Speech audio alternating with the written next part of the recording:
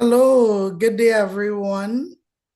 I am Tyrell Gittens, the coordinator of the Cropper Foundation's Cari-Bois Environmental News Network, and I'm joined this afternoon by the talented and lovely and very, intelligent Katrina Khan-Roberts, also known as Mertrina, the Trini Mermaid.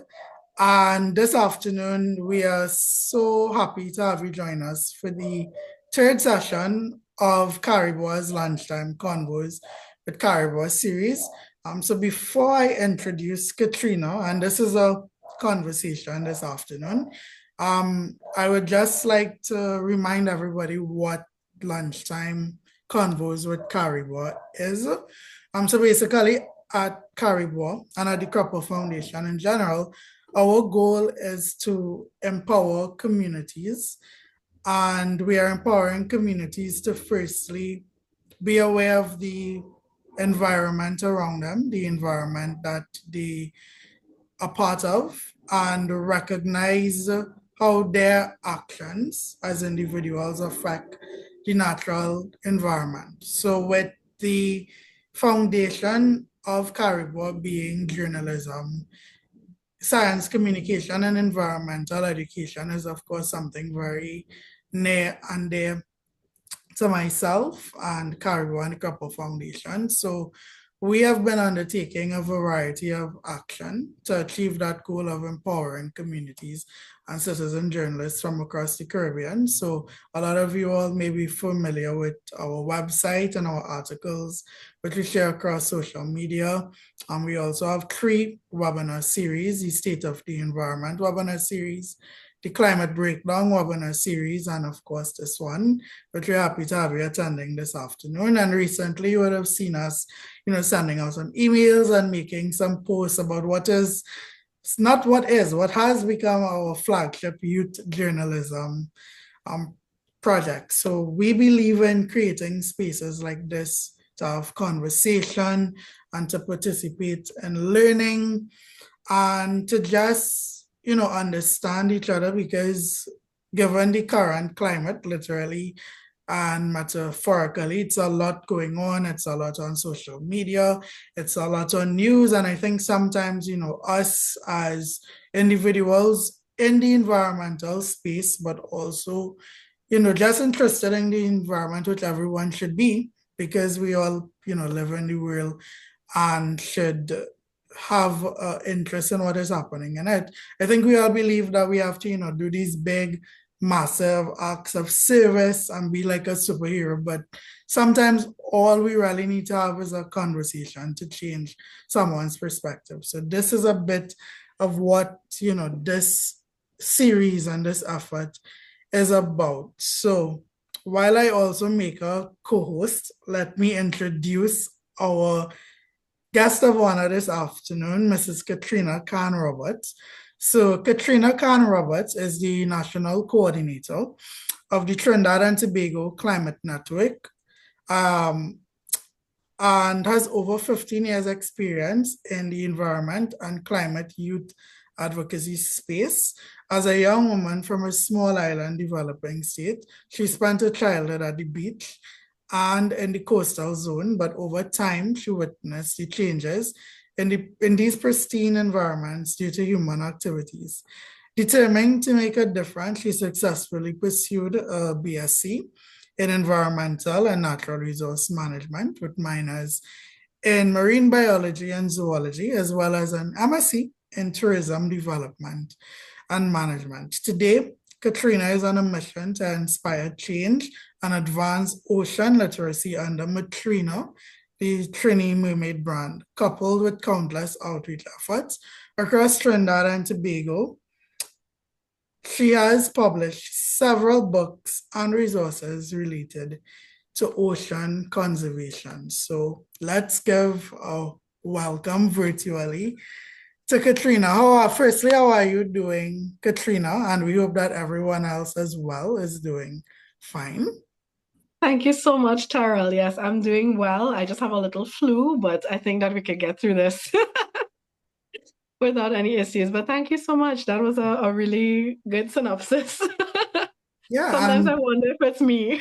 but it is you. It is you. And I mean, I just touched on it, but I think, for the individuals who have taken the time to join us this afternoon, and we'd also love to know more about you also. If you could just drop, a message telling us what country you are from in the chat, and of course, later on in the conversation, we'll welcome you all in to ask Katrina some questions. So, Katrina, I would have read out your bio, and sometimes that is just a snippet of us. But we want to know who is Katrina and, tell us the story about your love for the ocean and mermaids because it seems to be a very integral part of you and your identity. Thank you. Yes. So my first interaction with mermaids was, of course, the Disney movie The Little Mermaid and Splash. So I was just fascinated by Splash, especially because these were real life people in a mermaid tale. And while it was like a show about romance and overcoming boundaries and stuff like that, there was a lot of marine biology and science tied into it because it was talking about how she couldn't survive in these closed water systems. Like they put her in a tank and she deteriorated health wise and stuff like that. And then growing up on the beach, I loved Mayaro and Macarip and all of these beautiful beaches in Trinidad and Tobago, and I could see them change because like the Manzanilla stretch used to have these shell beaches, and then like as I would go over time, the years passed, you're seeing less and less shells and more garbage, and so I was always fascinated by why is it that these things are changing, and then as I got older. I was like, science is such a passion of mine because it's the explanation of what is happening and why it's happening. And then what are the solutions that we can do to fix it? Because as I got older again and I had my own kids, I was thinking they're never going to see the world that I grew up in. And it is very unfortunate that they might not see the same animals, they might not see the same ecosystems. It's a lot of changes that I felt were not beyond my control to then bring awareness to our general public because it seemed like if everybody was just fine, everything was just happening as it usually would. There was no, discourse about what was changing in our environment. So as I got to learn more about it, I wanted to then teach other people about it too. And I think you raised a really important point there. And, in some of the environmental spaces that I usually, participating, and I show a lot of us here because I'm seeing a lot of our friends who we know in the environmental space has joined us this afternoon, is that I am a huge advocate, and hearing your story, I could imagine you are as well, of people actually immersing themselves in the natural environment and getting out there because a really important part of the conversation as well is how could you protect something, if you don't understand it or if you have no connection to it. So I could I could understand why that experience growing up and you know connecting to the ocean in that way um would have really motivated you to take this part of protecting the ocean. But I know you also have a fond connection to Tobago as well, so I would love if you could share a bit about that. So I was very fortunate as a child. Well, first of all, funny story. I have a birthmark that is the actual like topographical image of Tobago on my leg. And I always loved Tobago. So we would get to go every year. And I loved Sandy Point specifically and like Strawberry area. And just having that connection to the ocean while I am relaxing and like I'm out of my normal stressful environment and I'm seeing the difference between Tobago and Trinidad's beaches because Tobago's beaches are much more pristine than our Trinidad and Tobago beaches because we have a lot more pollution here. And then, again, over time, you're seeing the changes. You're seeing like erosion is a big issue in Tobago's beaches right now. You're seeing a lot of like effluent, so sewage and stuff like that affecting the reefs. And that is another big thing. I know a lot of people talk about Buko Reef, going out on the reef as a child, seeing all these beautiful colors And then having like a tourism program where you are stepping on the coral, not knowing that that is going to cause irrevocable damage, sorry, in the future. And of course, you see it now where the impacts are, it's so difficult to see how it is now compared to how it was. And Tobago is such a beautiful place, right? It's like it's out of this world because you're accustomed to life in Trinidad, which is a little bit more fast-paced and a bit more industrial.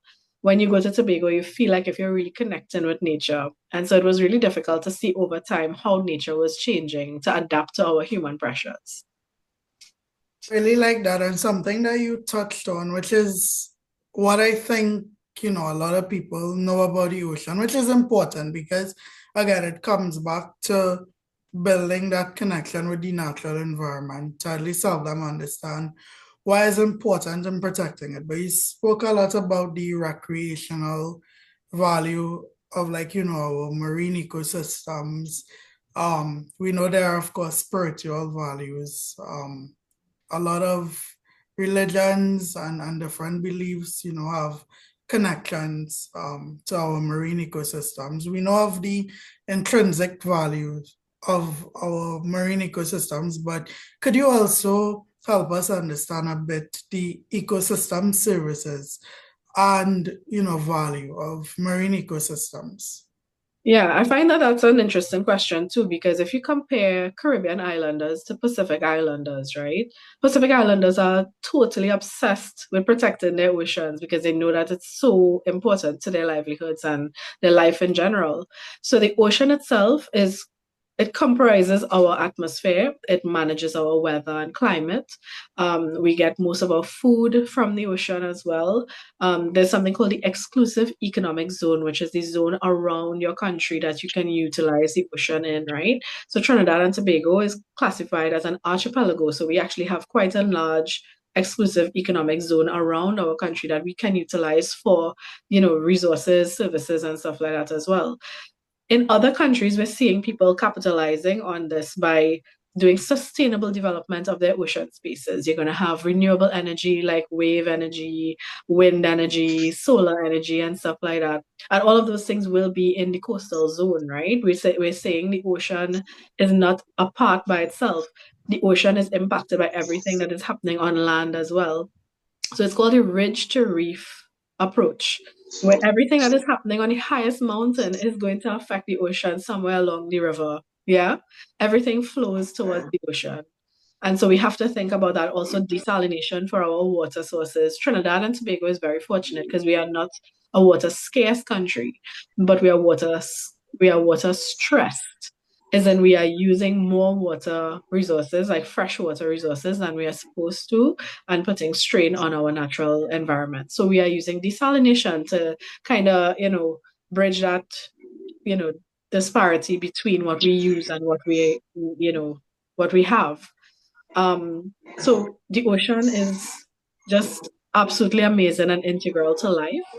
And I feel like even as island people, we have this disconnect in Trinidad and Tobago, and we just do not value our ocean the way that we are supposed to.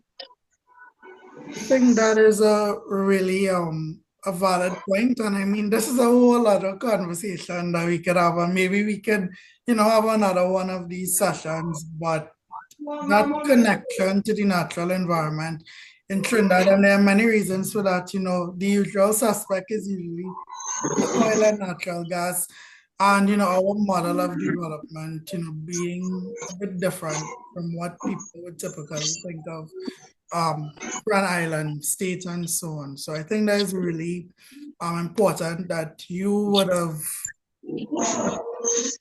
on that point. And not So only that, right? Like we're thinking all about just like the businesses that are operating on the coastal zone too. Like I was talking about erosion and moving of sediment. So like in Trinidad and Tobago, we actually had houses in Cedros falling into the ocean. Like the ocean should not be something to fear, but it should be something to be respected.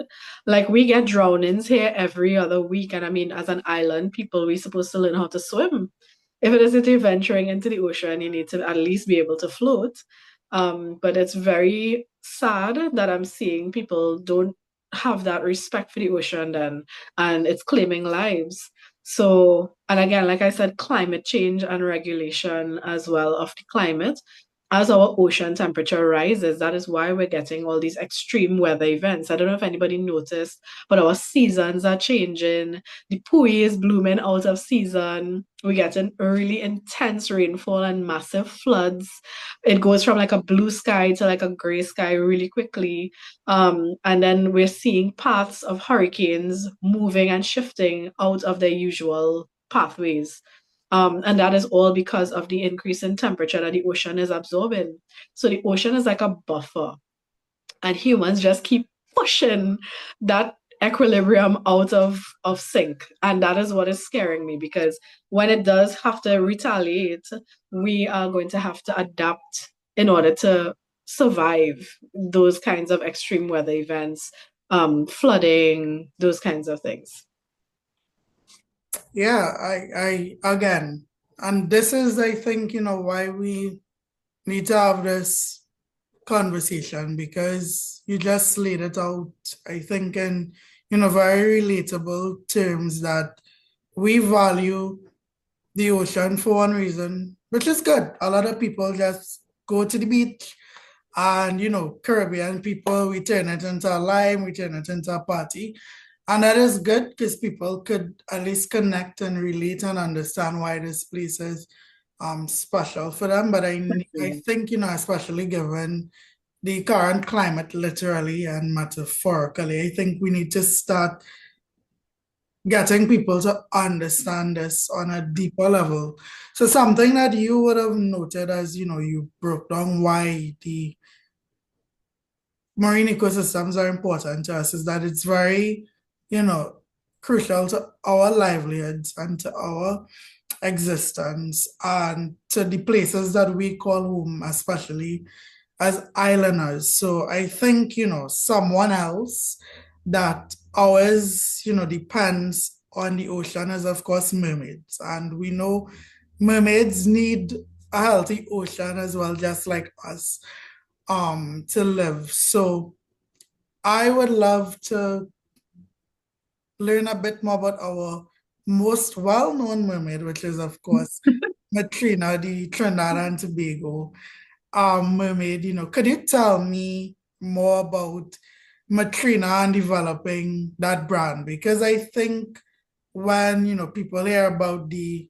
environment and environmental advocacy and speaking up for the environment, and this is all important. We sometimes think about, well, okay, protests and we need to this, Yeah. but I think you have taken such a interesting approach to speaking, about ocean issues, which is, of course, Mertrina. So I would love to know how you would have developed Mertrina, the Trini Mermaid. Thank you. And that is actually like a very long story, but it started in Tobago as well, in Storby. So, like I said, I was obsessed with mermaids as a child. I loved all the books. I had original Chris Anderson books, Hans Christian Andersen books, with the original story. And I was like, this is so terribly beautiful that, she actually sacrifices herself to the ocean and stuff. Like, mermaid mythology was always like at the forefront of my mind. And I was a very vivid dreamer. And at the age of 6 now, I had lots of cousins that were around me all the time. And like I would pretend whenever we were at the beach, I'd pretend I was a mermaid. So I'd be like doing the dolphin kick and stuff like that. And one of my cousins, who is also an author, Nadia Ali, she's the one who kind of gave me the nickname Mertrina. So Katrina and Mermaid put together is Mertrina. And nothing really happened with it. Like every birthday, she would get me like a card, and she once drew me as a mermaid for, I think it was I was old. I think I was like 18th birthday or something like that, or 19th. And it just was like this running thing in our family. And I never really thought about it so much because I thought, yeah, I love mermaids. Like I love the aesthetic. I love the, mermaid tail jewelry and the like clothing and stuff like that. But it's only, and I know you hear this all the time, it's only during the pandemic and when like extreme things happen in your life. So we had a little bit of crime impact my family. And I thought, life is so fragile. and so short. And I always wanted to write. I always like had books and books of poetry and short stories and sketches of this mermaid. And then my first son was born, my first child, and I was like, I want to write this book. So imagine he is like between 0 and 1, and I spent that year writing. So I have the book here. I spent that year writing this book, and it runs through everything to do with marine biology in my textbooks when I was studying in UE. And it breaks it down in a way that a young child, maybe around the age of 10, could understand how the ocean works and how it develops. And from that, like it took so long for me to figure out how to publish a book because I had no financing for it. I was a stay-at-home mom. It was a struggle, and I kept thinking, okay, I'm going to have to find a way to get this out into the world. And thank goodness I found some by reading because the internet is an amazing place if it's used correctly. I was able to self-publish my first book. And along with that book, I also published a poetry book. So I wrote 2 books in 1 year, and every year since then, I've actually published 2 books. So Mertrina developed from that syllabus of marine biology as a mermaid speaking to a child because a child is going to say, I'm going to remember everything this mermaid tells me, right? She's magical. She's capturing my attention with just her visuals and, her passion and stuff like that. But the child learns. And that's the thing. So as a child myself, I didn't know what a marine biologist was. I was watching like David Attenborough's Blue Planet. That was the biggest inspiration to me because I thought that this was so fascinating that I could see what is below that ocean. So much of the ocean is not explored. And, I just kept thinking Trinidadian children and children in the Caribbean, children in the world need to understand how important that ocean is in order for it to be protected. And so 4 books for Mertrina later because I have them for different age groups. I have a storybook, which is like it's a poem and it carries you through very simply for like an age 5-year-old child exactly what marine biology is, starting with water, the chemistry of water in a very basic form, all the way to climate change. And then I have an activity book. So I also have the activity book here, where I was never a textbook learner. I was a learner who needed experiments. So I created like a beach cleanup on a page where you have to choose like what belongs on the beach and what doesn't. Recipes, word searches, um, things that would tickle brain cells in a child that may not learn the same way as another child. So I tried to make those resources as accessible as possible. But as time went on, it's a lot of energy, a lot of time, a lot of money, because remember, it's a product. You have to print this book and put it out there. A lot of, people weren't really on board with it because it was something so new and like eccentric, I guess. I was called eccentric quite a lot. Some people tried to say I was unique, which I appreciated, but it was a fight. And this is actually 5 years later of the books, and only 3 years that I've actually put on the tail. I know it seems like longer, like it was just a natural migration, but for me to put on that tail, and I have actually been practicing with the monofin for 7 years.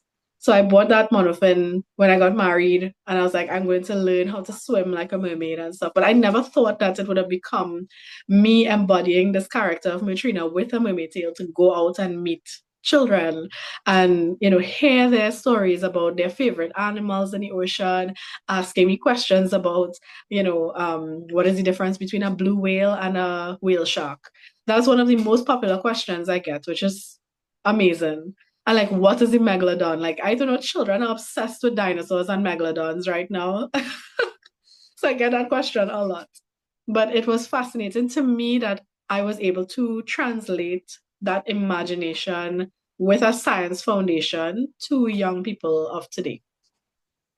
And what I think you have done as well is approach, again, environmental issues, and not even just from like a very serious point, like environmental issues, where you have approached the topic and educating people from something that is very, I think, intrinsic to us as Caribbean people, which is storytelling. You know, Yeah. storytelling is a huge part of cultures all across the region.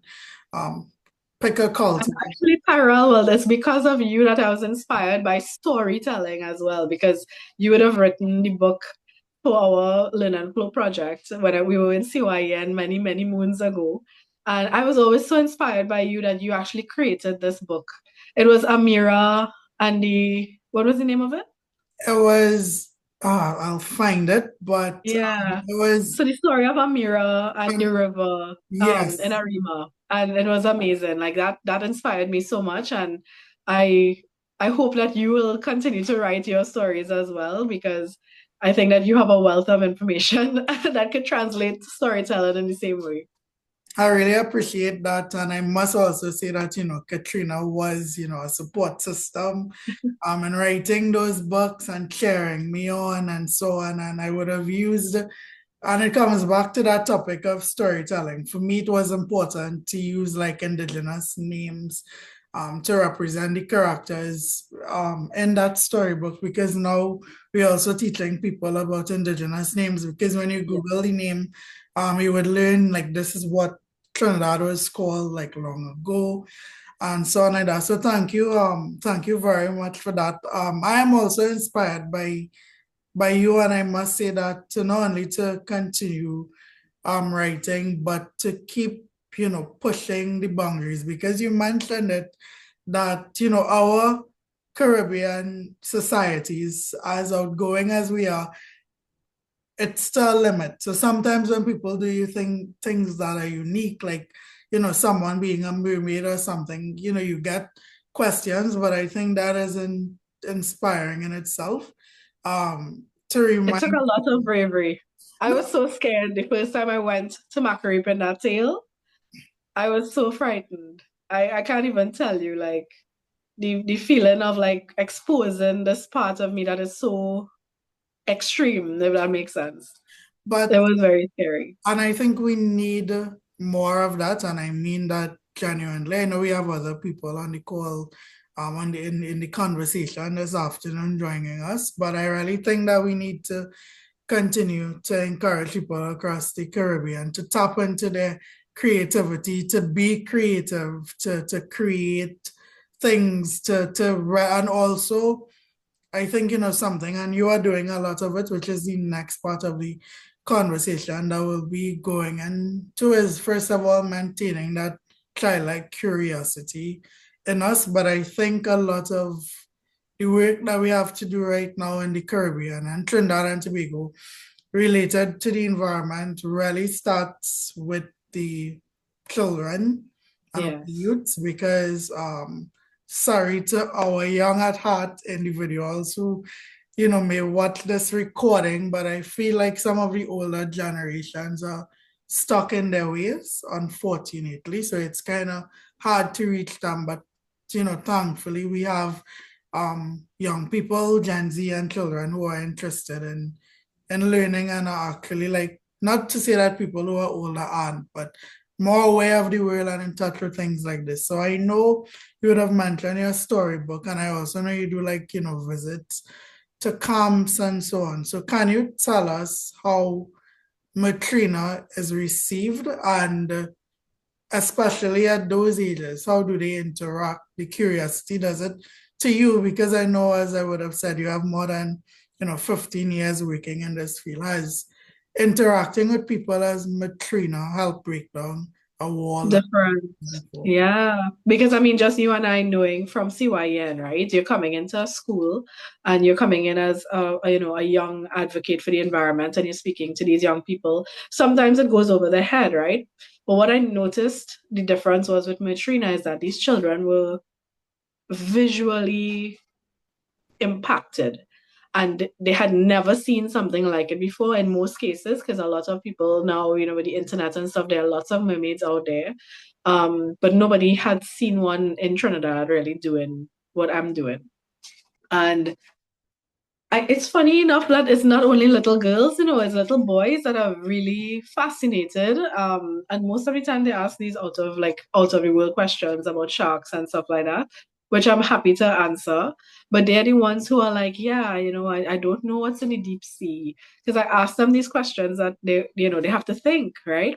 I always love to talk about Professor Gobin and Dr. Diva Amon because they are like our famous marine biologists in Trinidad, from Trinidad and Tobago.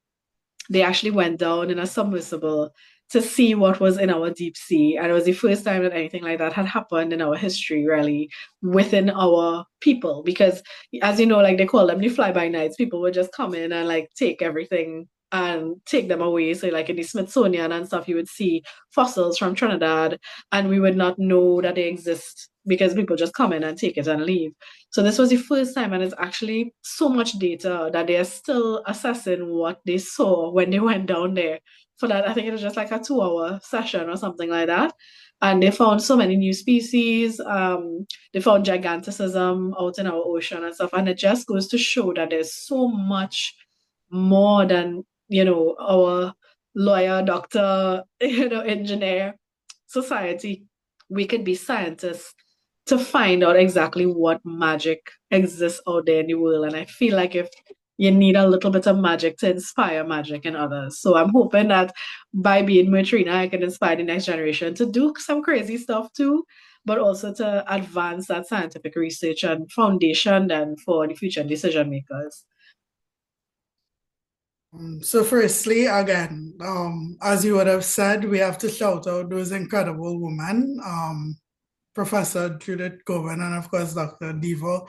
One who would have participated, and I believe our first webinar actually for Cari-Bois. I believe it was one of our first webinars. She so graciously joined us, and she's always very busy, doing incredible research around the world. So to have her join us, I think was an incredible honor. But in your response, you noted how reliant in Trinidad and Tobago, perhaps around the Caribbean, that we are on traditional career fields, and it's not you know I guess, discourage anyone from pursuing those fields. If you want to be a doctor, a lawyer, engineer, please go forward. Like we need all of these, professions, but something that we have also been trying, I guess, to encourage Yeah. people. Diversification. Also, yeah, diversification. And you could also be those things and be other things because as I always tell people, like, a lot of people are familiar with me for my journalism, but as you know, Yeah. I'm a geographer and so on. I'm outside of this field. But something that you are also doing, which I think is very important, is showing people that there is also value in the environment. And what I mean that is that you could start a brand, you could start Yeah. entrepreneurship.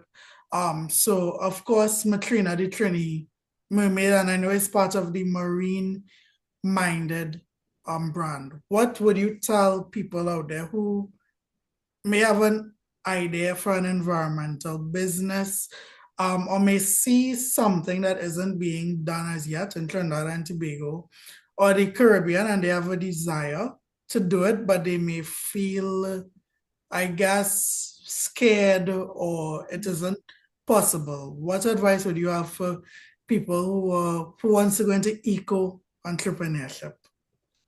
So I was lucky because I had a good mentor, my sister Didi, the Trinidadian.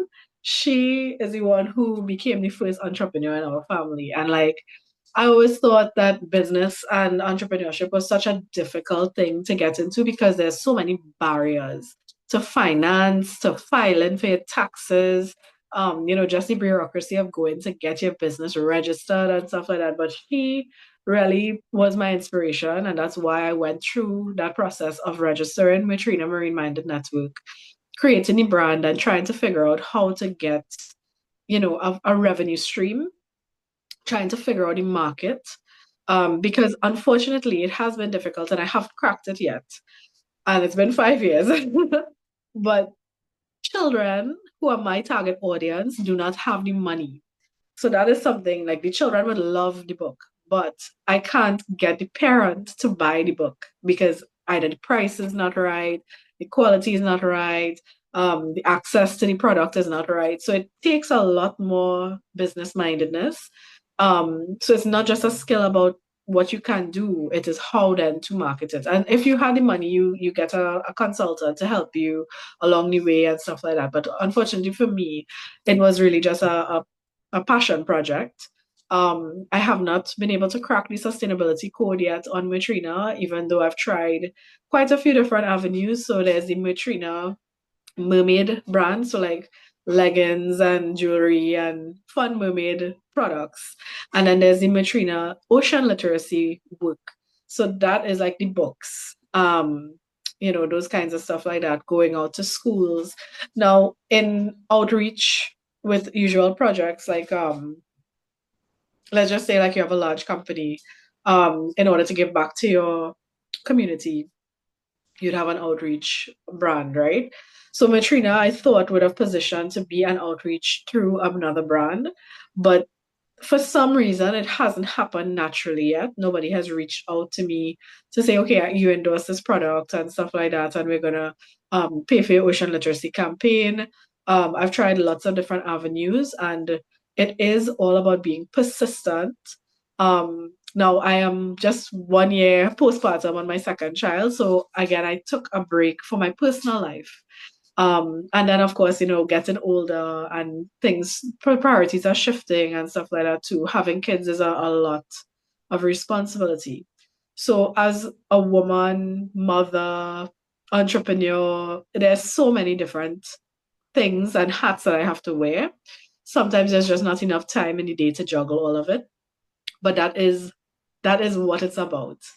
If it is that you have a good idea, don't let the barriers keep you back, because you can work within your own time and schedule. You can look at yourself critically and say, okay, I'm planning out my days, I'm planning out my resources and my time, and you put your time where the money is, basically, which is still something I'm learning as well. Because as you know, Tyrell, I am like a volunteer at heart, and I am an altruist. I just want to give everything away, which is unfortunate because that's not how I could live.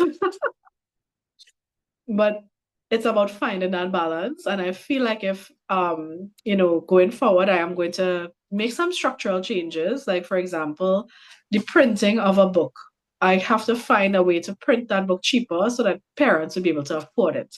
Because after you pay for your school books, you don't have any money left over to buy these books. And if it's not part of the syllabus, the Ministry of Education is not going to endorse it.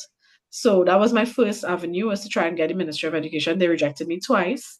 So I'm hoping that, things will change as I become more persistent and more well known. And that's why I've been going out for free to these, camps. If a school calls me, I try my best to go physically. And if I can't go physically, I have digital resources that I could send as well. So, like videos of me talking about the ocean, reading the book, those kinds of stuff. I have a YouTube channel. So, it's all about trying to find that balance and what you can handle. Right now, my biggest thing is to try and get my TikTok account going, because I feel like if the generation that I'm targeting, who have a little bit of money, who would be able to invest in some of the stuff that I have, they're on TikTok. So you just have to find your audience and find where they're spending their money. Um, and I mean, that is just business sense. I also try my best to be more environmentally friendly. The books are printed on recycled paper. And of course, the costs with that it's very flux all the time. It's a fluctuating thing. Um, so yeah, that's my experience right now. It's hard. No, I appreciate the honesty. And again, as I said earlier on, we need to have these discussions in the environmental space because we need to share what we know. We need to demystify things, and especially as it's still a very niche area in the Yeah. Caribbean, although it's a very important area that we need to be pushing in terms of environmental advocacy and environmental work. But again, that part of also making it like a sustainable, business as well. It's very niche.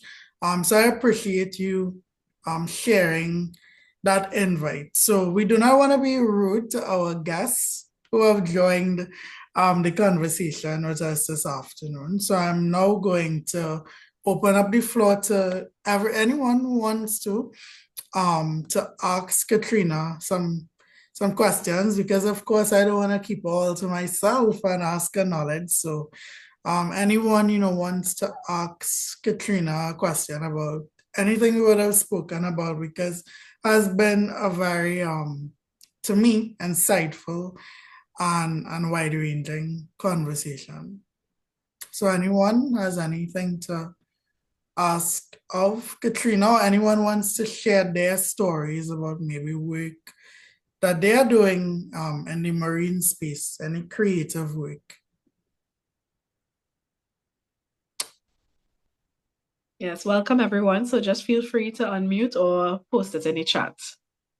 And I wanted to say hello to my friends. I'm seeing lots of my friends joining. Thank you so much. Oh, I see people Any with questions? I would love to go to Guyana soon. Guyana is land of waters. I mean, Yes, exactly. it's not You know, that's marine, another but interesting thing. It's like we have all these mythical creatures like mermaids around our Caribbean folklore as well. So yeah, I'm like, I'm going against the current because I think like Caribbean literature is a lot about like, traditional folklores. Um, but I went like way out. nice. So I see we have two hands. I see Ruth and Deshal. Deshal would have raised her hand first, so I don't mind the lovely Ruth to thank so much for joining us. It's always a pleasure to see you. So Deshal, you could unmute and then we'll do Ruth.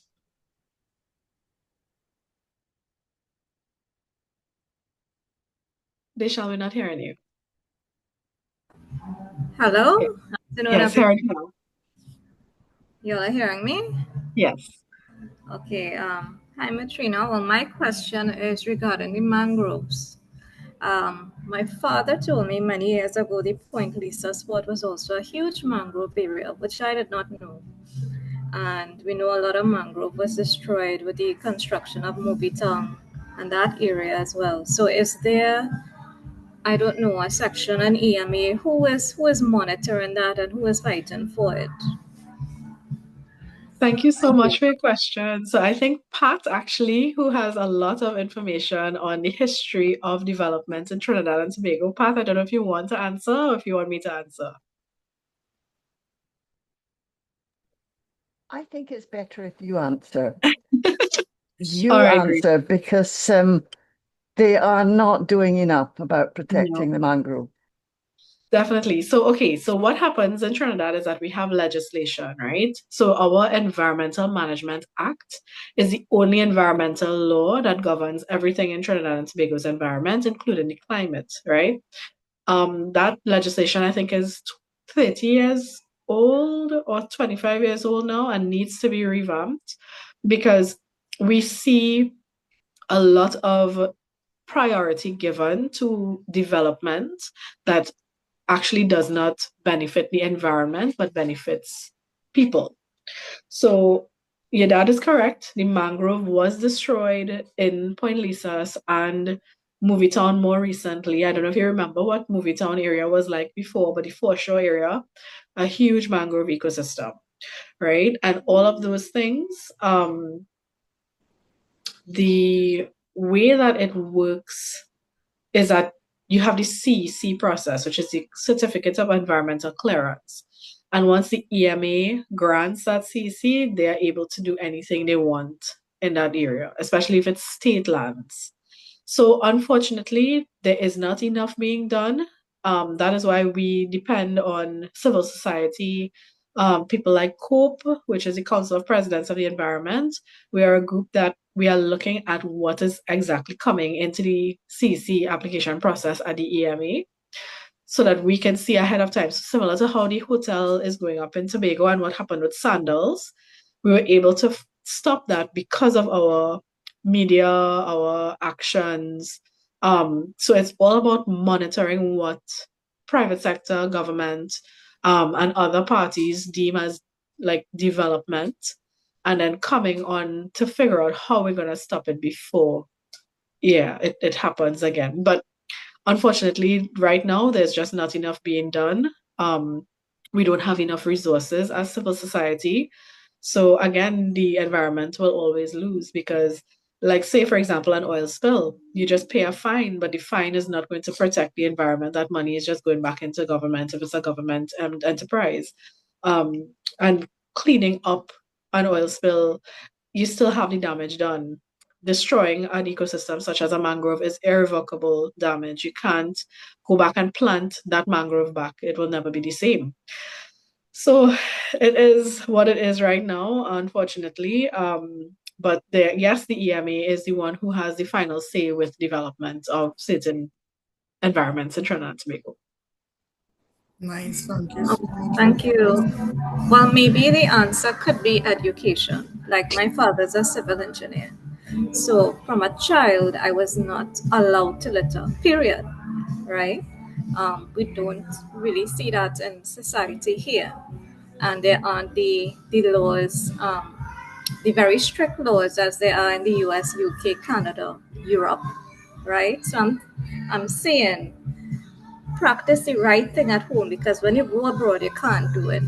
So I think education is the key, and the children need to learn how important the ocean is, how important the mangroves are. That's the barrier between fresh water and so Yes. once there's the education, there's the awareness. That's the only way to save the environment. That's my 2 cents. So your books are very much needed in the schools. Thank you so much. And yes, actually, so there are lots of other people focused on certain environments, so similar to mangroves and the Mangrove Festival with ecosystem approach. So they are a private sector entity that is an environmental organization. They do environmental services for the companies, and their focus is on mangrove conservation and development. So that is where, the Mangrove Festival came in, and people are understanding more that the mangroves are not just a swamp wasteland. There's so much more that's coming from the mangroves. Thank you so much, Deshel. So maybe we could create a partner character to Mertrina that deals with Yeah. mangrove. I will take my 10% commission for that idea. I'm joking. So we have the incredible Ruth Spencer just this afternoon. So Ruth, you could feel free to go. It's good to be here with discuss. you and to hear your guests. And she mentioned the rich to reap approach. And it just means our work now has to move to our society. Everyone has to understand because every little damage, in our small vulnerable islands impact these ecosystems. I keep wondering with all the strong CSOs in Trinidad about ratification of the Escazú Agreement. That agreement gives the power to the people, and governments have to listen to your voices.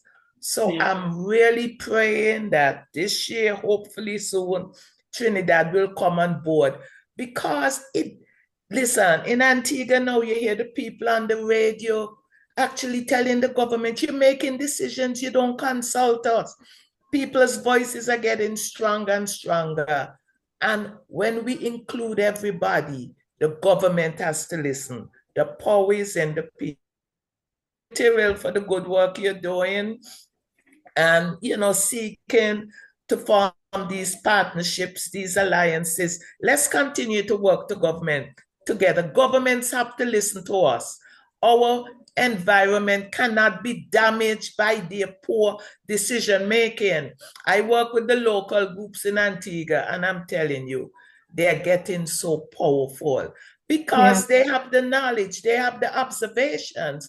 Government cannot sit in an office and be making decisions that's going to be impacting us and we don't have a voice.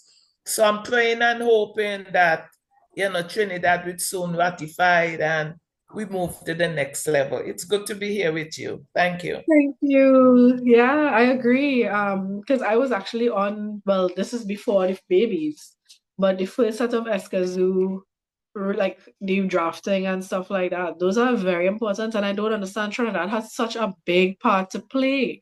And we're still not ratifying the Escazú agreement. And that is, I think, a huge barrier because that enables civil society to have that voice, just like you were saying. So thank you so much for that. And that is the importance of having these multilateral agreements.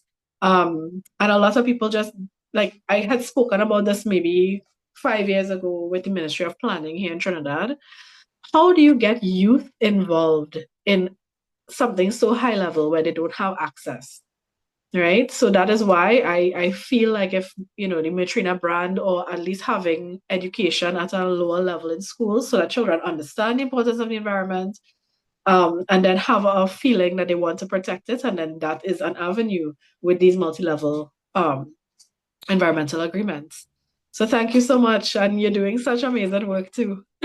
Yes, well, hopefully everyone in this call know, who Ruth is, but she does amazing work in the advocacy space, and nearly every international conference that I have been at, she is there and she speaks truth to power. I could assure you, Ruth has no fear to speak what everyone is thinking, and we need to, continue to have people, and we all need to be Ruths in, one way or another. So, is there any other questions or comments?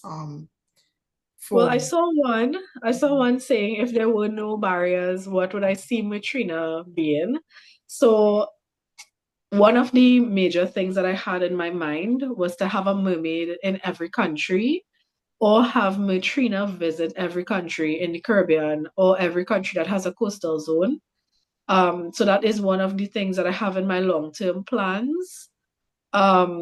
To have Mertrina visit the coastal zone. So like this, I actually started writing these books already because they would be like a mini series.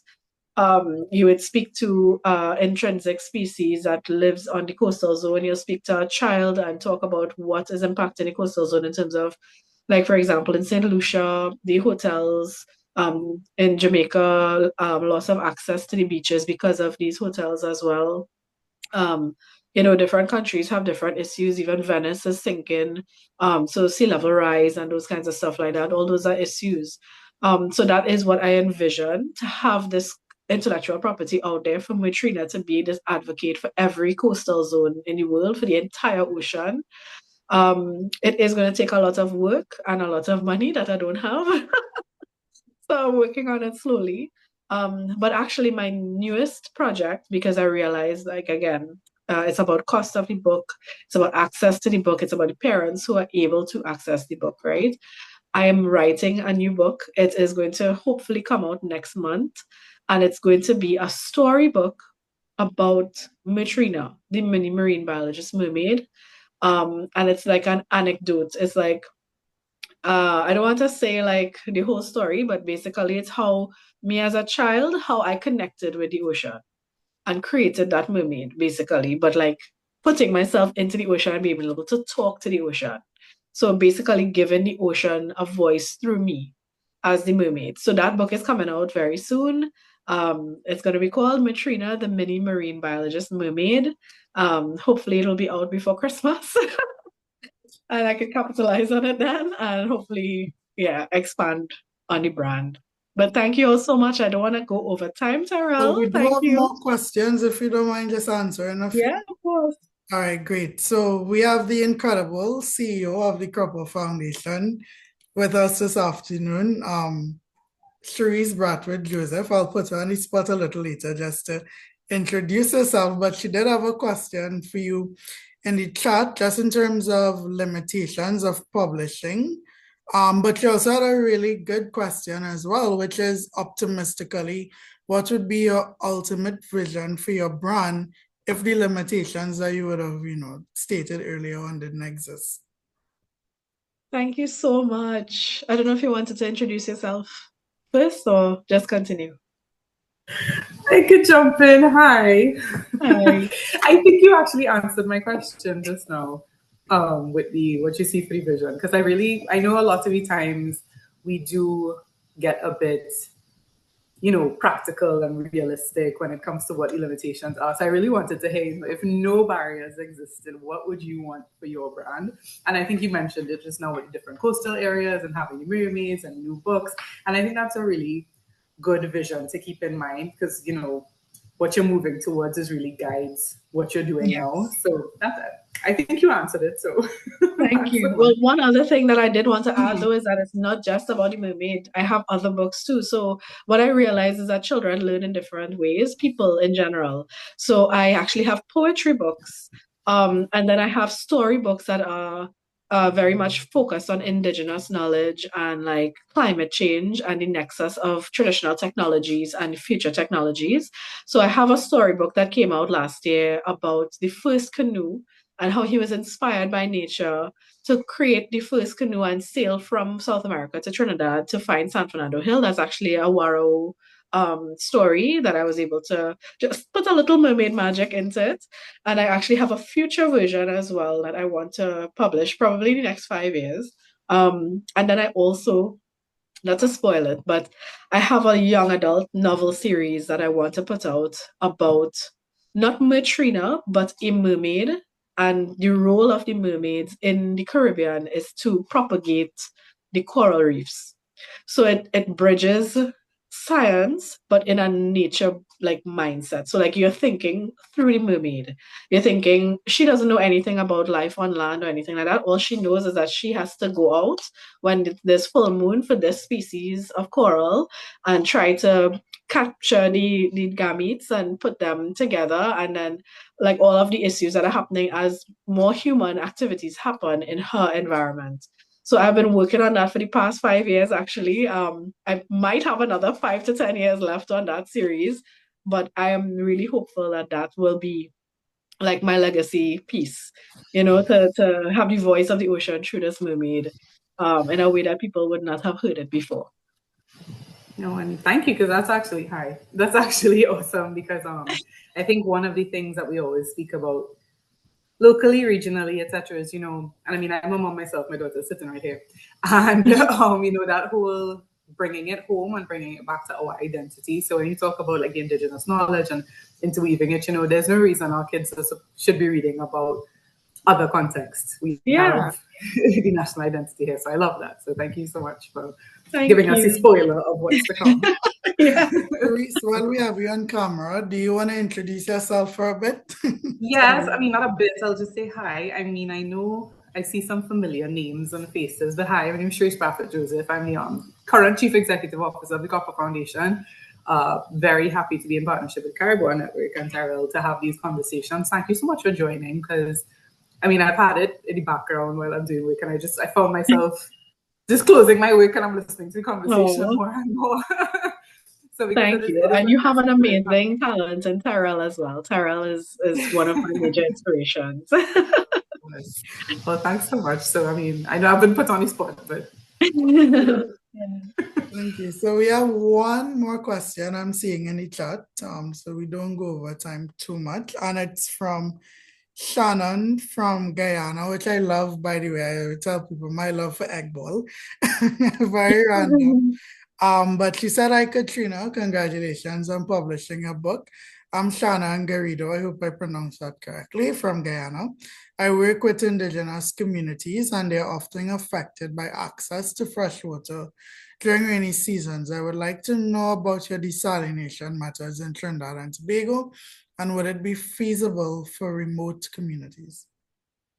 So that's the thing. We do have industrial desalination in Trinidad and Tobago, these huge plants that pump salt water in and evaporate it off and then put the salt in a pond, and then use the fresh water to go into our mains. I'm not exactly sure of the process, but I'm sure that there are indigenous technologies that could be used using this temperature, the sun right now. Like I feel like the sun could evaporate enough water that you could probably trap some fresh water off of it. There are some technologies available now where like I've seen them on Amazon and stuff like that, where you can have salt water go into like a flask, and the flask evaporates out the fresh water and goes one way, and the salt is trapped like at the bottom. So, I mean, those are things that are portable, that you could probably use a portable one. There are also filtration systems and stuff that I've seen. But in the end, you could just do like a boiling pot of water, like what they call this, what is it? In science. Oh gosh. Not desalination plant. Oh gosh, what is it? Distillation, thank you. Yeah, distillation. So it's basically the process of distillation. And then you open that distilled water to the atmosphere so that it can naturally regain its, chemical composition. Because distilled water, they say it's not good to drink. That's why like you drink river water, it has minerals and stuff like that. Lots of different gases would have bubbled inside of it and stuff like that. So that is definitely something you have to look at for your context. But I've seen solar as a solution for desalination. Hey, so thank you so much, Katrina. Before I do the closing, and please stick around because I have some information to share as well. Katrina, I just want to give you the opportunity to, share any parting words with us before I close up. Thank you. So I actually have one of my poems that I wanted to read to you all. It's called Pebble Fort. Like the tide, to and fro, my inspiration can come and go, randomly swinging left and right, through the day and all through the night. And if by chance, while combing the shore, I find a pebble and maybe a few more, someday I could build a little stone fort that can hold together my tendrils of thought. So it's kind of like a homage, to how the inspiration comes and goes. And sometimes we just need a few little pebbles, to join together to capture that inspiration and turn it into something bigger. So thank you so much. And thank you so much, Katrina, for taking the time to join us this afternoon and for all the work that you are doing. We see you, we see the work that we are doing, we see your creativity, we see your talents, and all of us, and we are going to continue to find ways, of course, to work together and to continue to have these conversations. To everyone that would have signed up to attend this afternoon, thank you so much. I'm going to keep your emails and add you to our mailing list so you can keep up to date with everything concerning Cari-Bois, of course, which I hope is not the case. If you don't want to be there, just let me know, but we'd love to have you on our list. And I am very happy to tease that in a few days, we are going to send out an email. My colleague and I at the Cropper Foundation, Mr. Brandon Murphy, we are putting together a very exciting webinar series under the project that he is managing at the Cropper Foundation on the Caribbean Capital Hub, which is supported by, which is supported by Answer Merchant Bank and Answer Bank. So please look out for that. Please join us. It's going to be a very interesting webinar series on biodiversity and business. It's going to be called A Guide to Natural Capital, and we'll be delving into the global biodiversity framework and what that means for business in the Caribbean, environmental reporting, some very important topics. So we really love your support for that series. And I look forward to seeing everyone's, beautiful faces. I didn't see everyone because, not everyone turned on their camera, but it's Caribbean people. So I know it's beautiful faces behind all these closed cameras. So enjoy the rest of your day and thank you so much for joining us. Bye, everyone. Bye, everyone. Bye. Bye, everybody.